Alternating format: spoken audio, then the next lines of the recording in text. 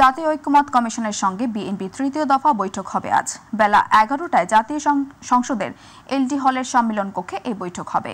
এতে অংশ নেবেন দলটির স্থায়ী কমিটির সদস্য নজরুল ইসলাম খান, সালাউদ্দিন আহমেদ, চেয়ারপারসনের উপদেষ্টা ইসমাইল জবিউল্লাহ, সাবেক সংস্থাপন সচিব আবু মোহাম্মদ মনিরুজ্জামান এবং সুপ্রিম কোর্ট আইনজীবী সমিতির সাবেক সাধারণ সম্পাদক ব্যারিস্টার রুহুল কুদ্দুস কাজল। গত বৃহস্পতিবার প্রথম দফা এবং রবিবার দ্বিতীয় দফা বৈঠক হয়। বৈঠকে সংবিধান সংস্কার কমিশন, নির্বাচন ব্যবস্থা সংস্কার কমিশন, পুলিশ সংস্কার কমিশন, বিচার বিভাগ সংস্কার কমিশন, দুর্নীতি দমন সংস্কার কমিশন এবং জনপ্রশাসন সংস্কার কমিশনের দেয়া প্রস্তাবের উপর বিস্তারিত আলোচনা হয়।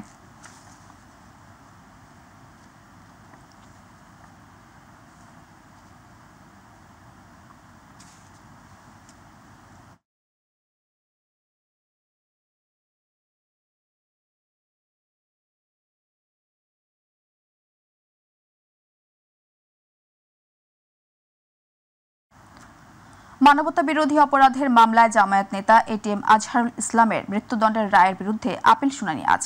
আপিল বিভাগের জ্যেষ্ঠ বিচারপতি জুবায়ের রহমান চৌধুরীর নেতৃত্বে ৩ বিচারপতির আপিল বেঞ্চ এই আদেশ দেন। আদালতে জামায়াত নেতা এটিএম আজহারুল ইসলামের আপিল শুনানির জন্য আবেদন করেন তার আইনজীবীরা। গত ২৬ ফেব্রুয়ারি মানবতা বিরোধী অপরাধের মামলায় জামায়াত নেতা এটিএম আজহারুল ইসলামের মৃত্যুদণ্ডের রায়ের বিরুদ্ধে আপিলের অনুমতি দেন সর্বোচ্চ আদালত। রায়ের বিরুদ্ধে এটিএম আজহারুল ইসলামের রিভিউ মঞ্জুর করে প্রধান বিচারপতির নেতৃত্বে ৫ বিচারপতির আপিল বেঞ্চ এই আদেশ দেন।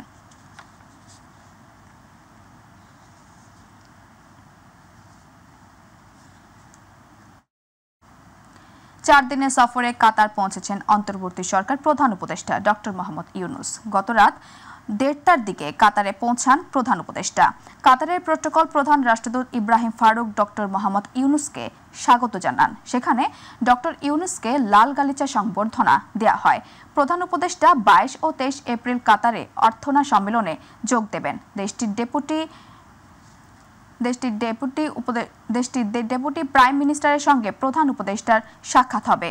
কাতারের আমিরের সঙ্গেও আলাপের সংবর্ধনা আছে। এই সফরে কাতারের সঙ্গে জ্বালানি নিয়ে আলাপ আলোচনা হয়। এছাড়া ভিসা সংক্রান্ত কিছু আলোচনা হবে। পাশাপাশি কাতারের সঙ্গে কিভাবে অর্থনৈতিক সহযোগিতা বাড়ানো যায় সে লক্ষ্যে বাণিজ্য সম্মেলন হবে। কাতারের শীর্ষস্থানীয় বিনিয়োগকারীরা ২৩ এপ্রিল সেই সম্মেলন থাকবেন। গণপরিবহনের যানজটে যখন নাকাল নগরবাসী, ঠিক তখনই নতুন করে যানজটের অন্যতম বাহন হিসেবে এখন পরিচিত পাচ্ছে ব্যাটারি চালিত অটোরিকশা। নিয়ন্ত্রণহীন এই বাহনটি এখন রাজধানীবাসীর গলায় কাঁটা। যদিও উত্তর ও দক্ষিণ সিটি কর্পোরেশনের এই বিষয়ে সঠিক কোনো তথ্য নেই। সাধারণ মানুষ বলছেন তদারকি না থাকায় ব্যাটারি চালিত অটোরিকশা ক্রমেই পরিণত হচ্ছে আতঙ্কে। হাসান বিশ্বাসের ক্যামেরায় আবু সাইদ অপুর ধারাবাহিক ৫ পর্বের বিশেষ প্রতিবেদনের আজ দেখুন ৪র্থ পর্ব।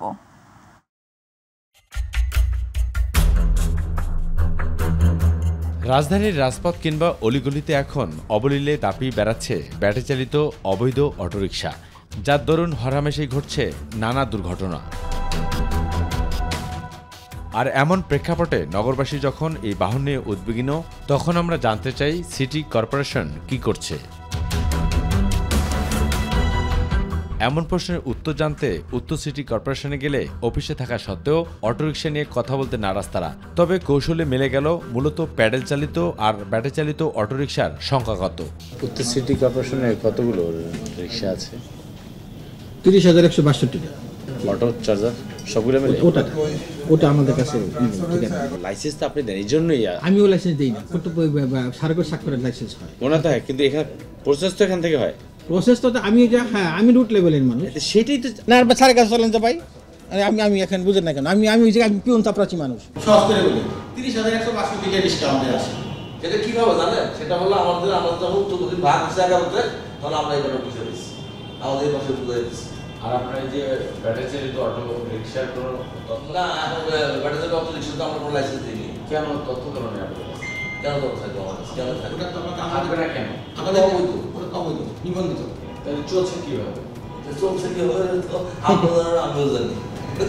এরপর গন্তব্য রাজধানীর দক্ষিণ সিটি কর্পোরেশন, সেখানেও একই অবস্থা।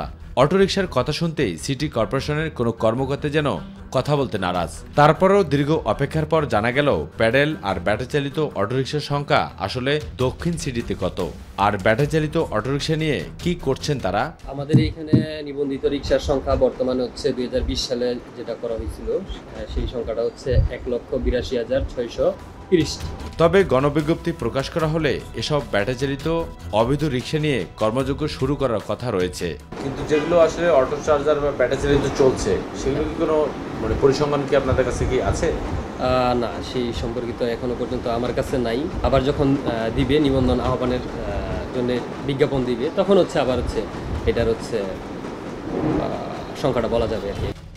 রাজধানীর উত্তর এবং দক্ষিণ সিটি কর্পোরেশনে অনুসন্ধান চালিয়ে দেখা গেছে মহাসড়কে দাপিয়ে বেড়াচ্ছে যেসব অবৈধ অটোরিকশা, তার কোনো সঠিক পরিসংখ্যান নেই তাদের কাছে। তবে অবিশ্বাস্য হলো সত্য, তাদের কাছে প্যাডেল চালিত যে রিকশাগুলো রয়েছে তার তথ্য রয়েছে। তবে এই প্রশ্নের উত্তর জানতে আমরা ঊর্ধ্বতন কর্তৃপক্ষের সঙ্গে কথা বলার অসংখ্যবার চেষ্টা করেও ব্যর্থ হয়ে ফিরেছি। তবে এই ব্যর্থ হয়ে ফিরে কারণ কি বা সংশ্লিষ্ট কর্তৃপক্ষ কতটুকু পদক্ষেপ নেবেন সেই প্রশ্নের উত্তর জানতে চায় নগরবাসী। দক্ষিণ সিটি কর্পোরেশন এলাকা থেকে আবু সেতপু, মাই টিভি, ঢাকা। কার্ভ ফ্যাটারিং পদ্ধতিতে মাছ মোটা তাজা করে লাভবান হচ্ছেন ভোলার চরফ্যাশনের মাছ চাষিরা।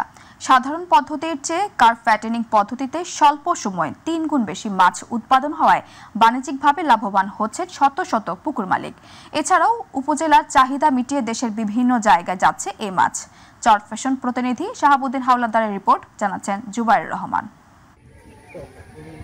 ভোলার চরফ্যাশন উপজেলা মৎস্য অফিসের তথ্য অনুযায়ী উপজেলায় ছোট বড় প্রায় 23,218টি দিঘি ও পুকুর রয়েছে এবং 18,360 জন মাছ চাষি রয়েছে।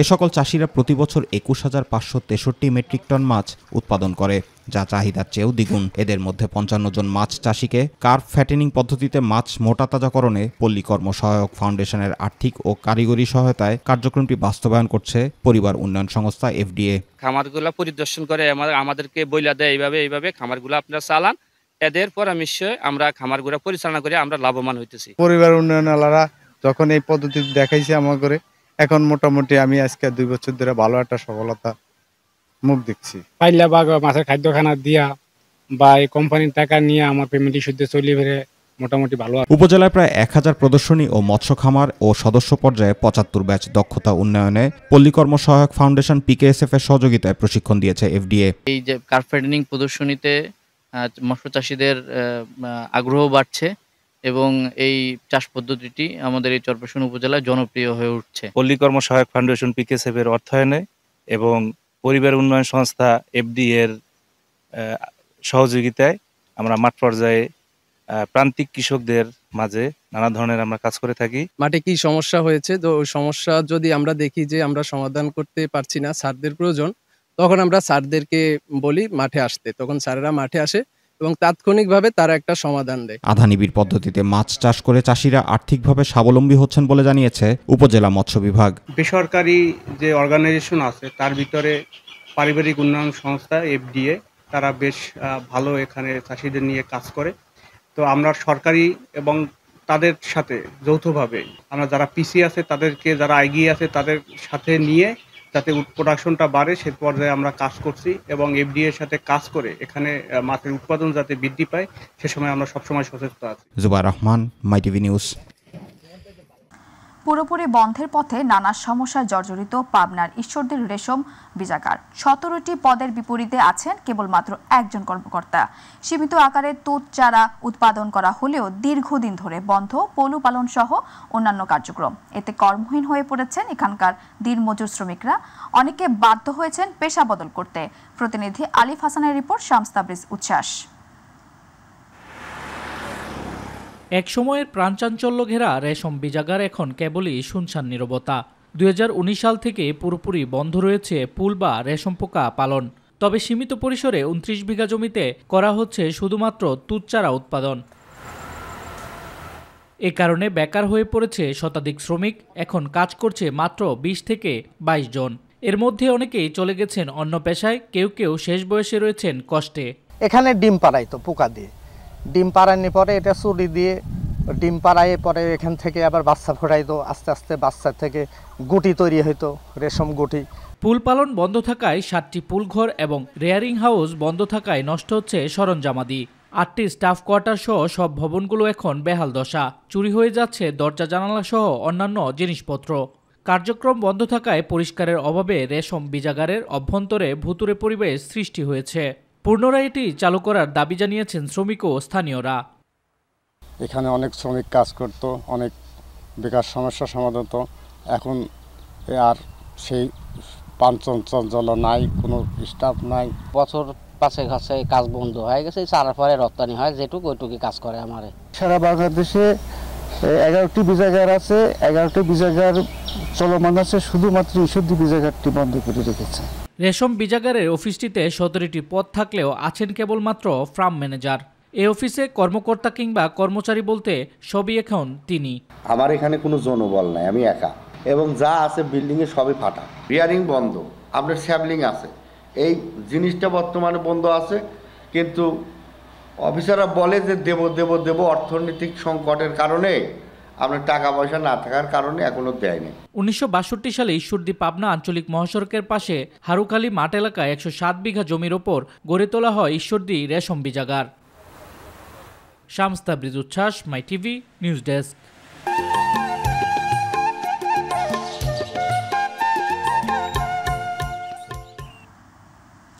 খুলনা প্রকৌশল ও প্রযুক্তি বিশ্ববিদ্যালয়ের ভিসি প্রফেসর ডক্টর মোহাম্মদ মাসুদের অপসারণের দাবিতে সোমবার আমরণ অনশন শুরু করেছে শিক্ষার্থীরা।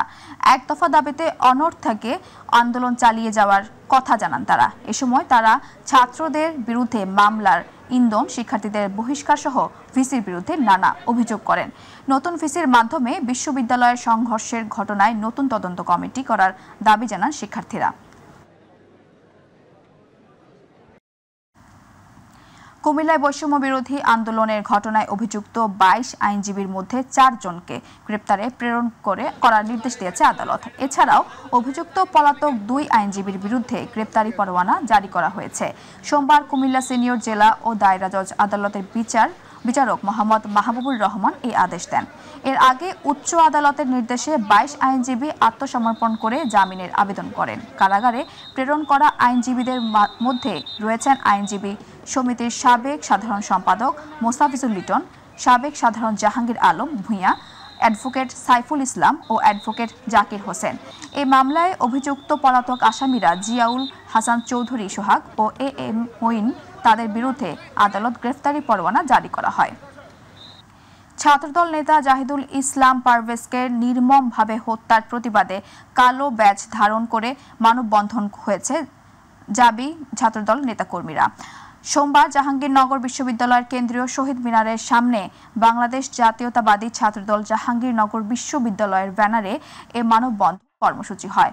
মানববন্ধন থেকে ছাত্রদল নেতারা নিহত জাহিদুল ইসলামের হত্যাকারীদের দ্রুত সময়ের মধ্যে দৃষ্টান্তমূলক শাস্তির দাবি জানিয়ে অন্তর্বর্তীকালীন সরকারকে 24 ঘন্টার আলটিমেটাম দেন। অংশগ্রহণকারী জাহিদুল ইসলাম পারভেজকে প্রকাশ্য দিবালোকে বনানীতে নির্মমভাবে হত্যা করেছে।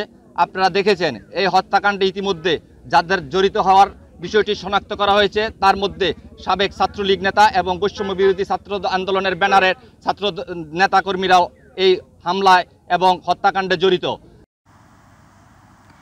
দিনাজপুরে পার্বতীপুরে বিএনপির নেতাকর্মীদের নিয়ে যৌথ সভা অনুষ্ঠিত হয়েছে। মোস্তফাপুর ইউনিয়ন বিএনপির উদ্যোগে সোমবার রাতে আমবাড়ি হাই স্কুল মাঠে সভার আয়োজন করা হয়। এ সময় দিনাজপুর 5 আসনের সংসদ সদস্য ও পার্বতীপুর উপজেলা বিএনপির সভাপতি AZM রেজাউল হক, সিনিয়র সহ সভাপতি AZM মেনহাজুল হক, ফুলবাড়ী উপজেলা বিএনপির সাধারণ সম্পাদক মোস্তাক আহমেদ চৌধুরী খোকন সহ উপজেলা বিএনপি, ইউনিয়ন বিএনপি ছাড়াও বিভিন্ন অঙ্গ সহযোগী সংগঠনের নেতাকর্মীরা উপস্থিত ছিলেন।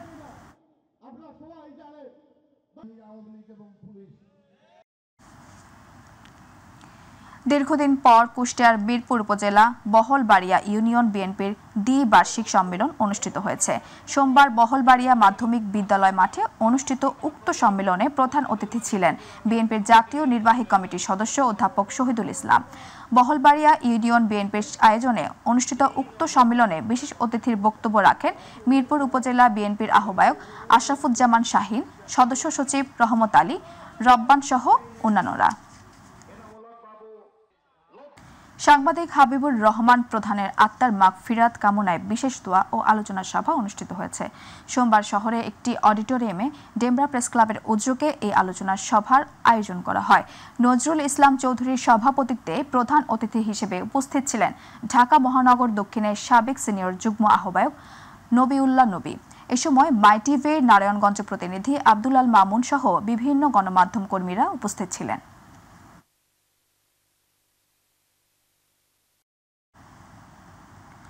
কুষ্টিয়ায় কুমারখালী পৌরসভার কর্মকর্তা কর্মচারীরা ৪৩ মাসের বকেয়া বেতন প্রায় ৮ কোটি টাকা আদায়ের দাবিতে পৌরসভার তালা ঝুলিয়ে কর্মবিরতি পালন করেছেন। সোমবার কর্মবিরতি শুরু করেন তারা। আগামী ২৪ ঘন্টার মধ্যে কমপক্ষে ১ মাসের বেতন পরিশোধ না হলে কঠোর আন্দোলনের ঘোষণা দিয়েছেন তারা। এদিকে কর্মচারীদের বেতন বকেয়া রয়েছে, দ্রুততম সময়ের মধ্যে সকলের সাথে আলোচনার মাধ্যমে সমস্যার সমাধান করা হবে বলে জানান কুমারখালী পৌরসভা প্রশাসক ও উপজেলা নির্বাহী কর্মকর্তা এস.এম. মিকাইল ইসলাম।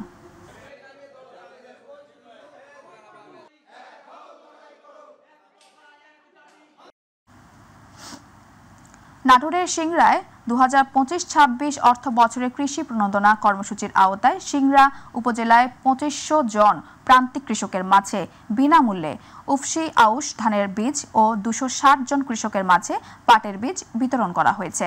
সোমবার উপজেলা কৃষি হলরুমে কৃষি সম্প্রসারণের অধিদপ্তরের আয়োজনে উপজেলা কৃষি কর্মকর্তার কার্যালয়ে এই কর্মসূচির উদ্বোধন করা হয়।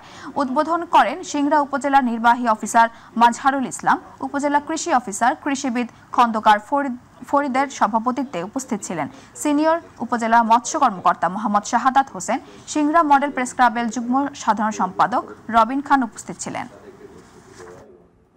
সংবাদ শেষ করব হাওরের অস্থায়ী গ্রামের খবর দিয়ে। সুনামগঞ্জের হাওরে শুরু হয়েছে ধান কাটা। বড় মৌসুমে ধান কাটতে প্রায় ৫০ বছর ধরে হাওরে জমি বর্গা চাষ করতে আসে কৃষকরা।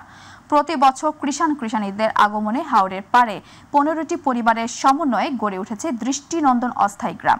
গ্রামটিতে বছরে প্রায় ৮ মাস দুর্ভোগকে সঙ্গী করে বসবাস করেন বর্গা চাষিরা।